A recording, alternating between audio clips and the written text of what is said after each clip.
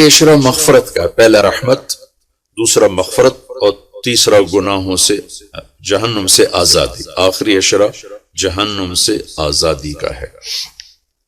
نبی پاک صلی اللہ تعالی علیہ وسلم ساری زندگی اعتکاف بیٹھے آخری عشرہ۔ بدر کی جنگ 17 کو ہوئی تو واپسی تک رمضان گزر گیا، تو نہیں بیٹھے۔ فتح مکہ رمضان میں ہوا تو یہ 2 سال آپ مدینہ سے باہر تھے، باقی 8 برس آپ مدینہ میں تھے، اعتکاف فرمایا۔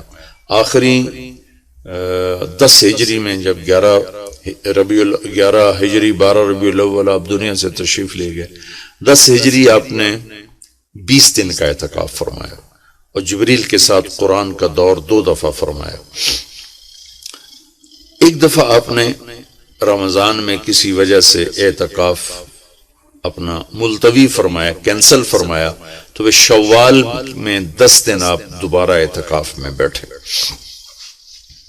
اعتکاف کا موضوع عاکفہ کہتے ہیں مڑ جانا، پھر جانا، پلٹ جانا۔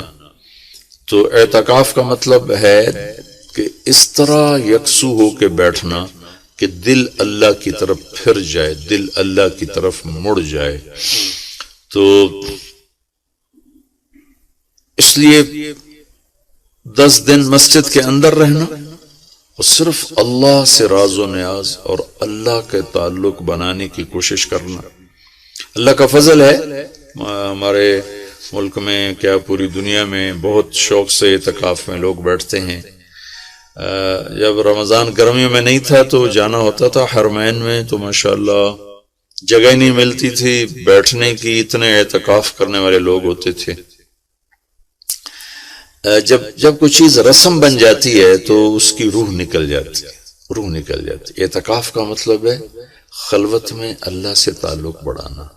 لیکن جب وہ اعتکاف ہی ایک مجلس بن جائے اور اعتکاف بھی ایک بھیڑ بن جائے تو وہ اعتکاف نہیں رہتا، نہ اس کا وہ مقصد پورا ہوتا ہے اور نہ اس کا وہ اجر ملتا ہے جو اس پر رکھا گیا ہے کہ ایک دن کا اعتکاف جہنم سے 3 خندق دوری ہے، اور 1 خندق کا فاصلہ زمین آسمان کے برابر ہے۔ تو اعتکاف کا صحیح فائدہ تب ہے جب آپ بیٹھنے سے پہلے علماء سے پوچھ لیں کہ کیسے بیٹھنا ہے، کیا طریقہ ہے۔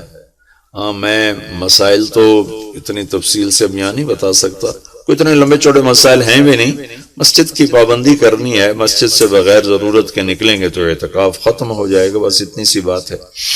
ہاں، ایک چیز جو اعتکاف کو بہت زیادہ خراب کر رہی ہے وہ یہ موبائل فون ہے۔ اب ہم جا رہے ہیں کہ ہمارا اور اللہ کا تعلق قائم ہو جائے، اور موبائل نے تو زندگیاں خراب کر دی ہیں، نجی زندگیاں خراب ہو گئی ہیں، تعلق خراب ہو گئے ہیں، اور صحتیں خراب ہو گئی ہیں۔ بہت زیادہ اس کا استعمال ہے ہماری قوم میں۔ میں اتنا پھرا ہوں یورپ امریکہ میں، سوائے ضرورت کہ کبھی کسی کے ہاتھ میں موبائل نہیں دیکھا۔ یہاں دیکھو ہاتھوں میں موبائل پکڑ، 2 موبائل پکڑ کے چل رہے ہیں، کوئی کاروباری بھی نہیں ہے، کوئی بڑے زیادہ مصروف بھی نہیں ہے، 2 3 موبائل رکھے ہوئے ہیں۔ اس قدر احمقانہ حرکتیں ہیں، گاڑی چلاتے ہوئے موبائل سنتے جا رہے ہیں۔ میرا ایک بہت پیارا دوست اس حادثے کا شکار ہوا کہ سامنے والا وہ یہ تو اپنی صحیح لائن پہ جا رہا تھا، وہ اس پہ چڑھ گیا، اس کا تو کھیل رہا، اور میرے ایک دوست قیمتی کی جان چلی گئی۔ تو ہمارے ہاں بہت بے احتیاطی ہے۔ تو کم از کم یہ 10 دن آپ مسجد میں جا رہے ہیں، موبائل گھر چھوڑ کے جائیں، لیپ ٹاپ گھر چھوڑ کے جائیں، اور کئی ویڈیو گیم کھیل رہے ہوتے ہیں، بھائی تو اعتکاف نہ بیٹھ، گھر جا کے بیٹھ جا، اور موبائل پہ لگے ہوتے ہیں، لیپ ٹاپ صاحب لے کے جاتے ہیں، وہاں کاروباری سلسلے چل رہے ہوتے ہیں۔ یہ کام تو آپ سارا سال کرتے ہی رہے ہیں۔ یہ 10 دن اس لیے فارغ کیے جا رہے ہیں کہ میں ہوں اور اللہ ہو، جب تم میرے پاس ہوتے ہو گویا کوئی دوسرا نہیں ہوتا۔ اس طرح اللہ کے ساتھ تعلق بن جائے، اس طرح اللہ پاک کی محبت نصیب ہو جائے کہ پھر ساری زندگی اللہ ہی اللہ ہو، ہر وقت۔ وَإِذَا احفظ اللہ یحفظک، احفظ اللہ تجدہ تجاہک، اپنے اللہ کو اپنے سامنے رکھ، اللہ تجھے ہر وقت اپنے سامنے رکھے گا۔ ہم تو ہیں اللہ کے سامنے، ہر وقت اللہ کو تو اپنے سامنے پائے گا۔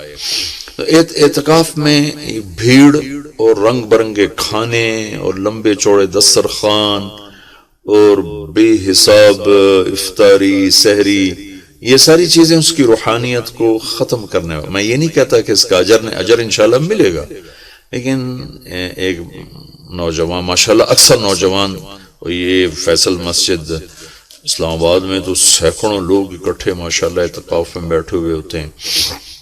تھوڑی جو بھائی اعتکاف میں بیٹھنا چاہتے ہیں، یہ میری چند گزارشات کو ضرور سامنے رکھیں۔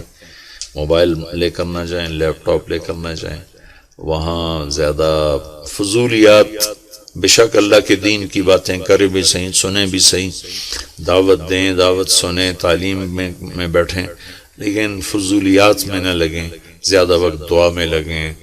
اور اعتکاف والے کے لیے یہ بھی ایک بہت بڑی فضیلت ہے کہ اگر یہ سویا بھی ہو تو اس کی عبادت کا ہی لکھا جاتا ہے، اس کا کھاتا، اس کا سونا بھی عبادت، اس کا کھانا بھی عبادت، اس کا وہاں آرام کرنا بھی عبادت۔ لوگ رات کو جاگیں گے تو ان کا جاگنا لکھا جائے گا، لیکن یہ اعتکاف میں سویا بھی ہے تو اس کا جاگنا لکھا جائے گا۔ اور 5 راتوں میں ایک رات تو شب قدر ہے ہی، تو انشاءاللہ ضرور نصیب ہو جائے گی۔ تو یہ چند ایک تھوڑے احتیاطیں ہیں، اگر اعتکاف میں برت لی جائیں تو ہمیں اللہ کا تعلق نصیب ہو۔ مستورات خواتین جو گھروں میں اعتکاف بیٹھتی ہیں تو وہ ایک کمرہ ہوتا ہے، ایک کمرے کو متعین کر لیا جاتا ہے، اسی میں وہ رہتی ہیں، اس سے باہر نہیں نکلتی، اسی میں انہوں نے دن گزارنا ہوتا ہے۔ وہ 10 دن گزاریں، 3 دن گزاریں، جتنے دن کی بھی نیت کریں۔ اللہ کے محبوب صلی اللہ تعالی علیہ وسلم ہمیشہ 10 دن کا اعتکاف فرماتے تھے، پھر ایک دفعہ 20 دن کا فرمایا۔ اور اس میں شب قدر ہے جو لیلۃ القدر خیر من 1000 شہر۔ ایک دفعہ آپ تشریف فرما تھے اور آپ نے بنو اسرائیل کے 4 انبیاء کا ذکر کیا جو نے 80 سال اللہ کے راستے میں جہاد کیا۔ تو صحابہ نے کہا بڑے غم سے، یا رسول اللہ ہماری تو عمریں ہی 80 سال نہیں ہوتی۔ تو اللہ نے اسی وقت یہ آیت اتاری، لیلۃ القدر خیر من 1000 شہر، انا انزلناہ فی لیلۃ القدر وما ادراک ما لیلۃ القدر، لیلۃ القدر خیر من 1000 شہر، کہ میرے محبوب ہم آپ کی امت کو ایک رات دیتے ہیں جو 80 سال سے زیادہ بہتر ہے، 1000 مہینوں سے زیادہ بہتر ہے۔ تو 1000 مہینے تو 80 سال سے بھی زیادہ بن جاتے ہیں۔ تو کوئی خاتون، کوئی مرد، کوئی عورت، کوئی بچہ بچی، بوڑھا جوان، ایک رات، وہ 5 راتیں ہیں۔ آج کل تو ہمارے بچے سوتے ہی نہیں ہیں، ایسے وہ کمپیوٹر الٹے چل گئے ہیں کہ راتوں کو جاگتے ہیں، دن میں سوتے ہیں۔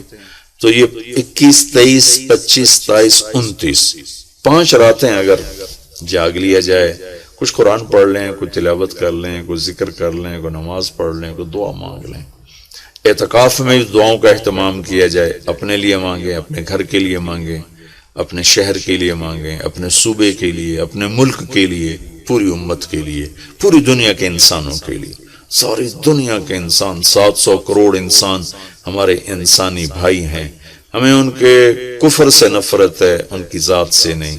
ہمیں ان کے جرم سے نفرت ہے، ان کی ذات سے نہیں۔ ہمیں مشرک کے شرک سے نفرت ہے، اس کی ذات سے نہیں۔ ہمیں شرابی کی شراب سے نفرت ہے، اس کی ذات سے نہیں۔ ہمیں ظالم کے ظلم سے نفرت ہے، اس کی ذات سے نہیں۔ اللہ ان سب کو ہدایت دے دے، یہ جنت میں چلے جائیں تو ہمارا اس میں کیا نقصان ہے؟ جنت میں جائیں گے، اللہ کے نبی خوش ہوں گے، اللہ بھی خوش ہوں گے۔ جہنم میں جائیں گے تو اس میں ہمارا کیا نفع ہے؟ تو ہم تو سب کی ہدایت کی نیت کریں اور سب کے لیے دعا مانگیں۔ پھر جن کے مقدر میں نہیں ہے تو خود ہی اللہ کا غیبی نظام ان کو صاف کر دے گا۔ جن کے مقدر میں ہے اللہ تعالیٰ ضرور ان کے لیے خیر کے فیصلے فرمائے گا۔ تو دعاؤں کا اہتمام کیا جائے، اور خاص طور پر اس ملک کے لیے، یہ ہمارا دیس ہے، ہماری پناہ گاہ ہے، لیکن ہمارے اپنے ہاتھوں یہ لٹ گیا ہے، پٹ گیا ہے۔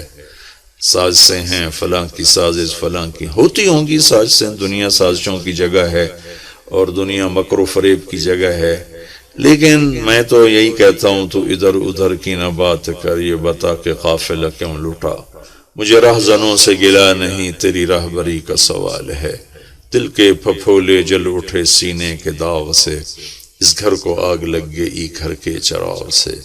پورے ملک کی بددیانتی کس کی سازش ہے؟